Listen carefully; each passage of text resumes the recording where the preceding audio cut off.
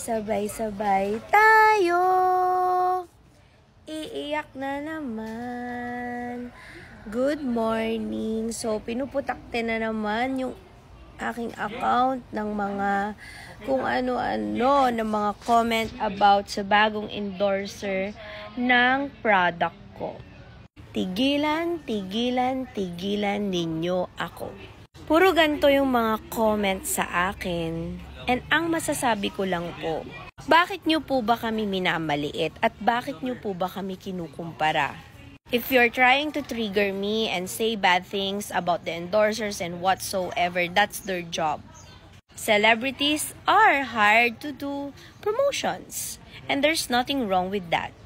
What's wrong is you're trying to maliitin kami ng product ko, ng real users ko. Kasi ang meron lang po talaga ang Thai Beauty Shop, ang Aishi Tokyo, ang Orange Boost is mga real users. Nasa setting ako, ayan, may sakit ako ngayon, but I have to respond because I felt like lagi niyong minamalit yung organic marketing.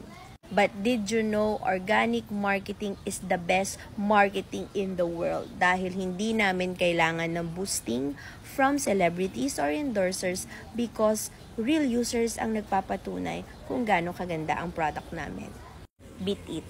That's it.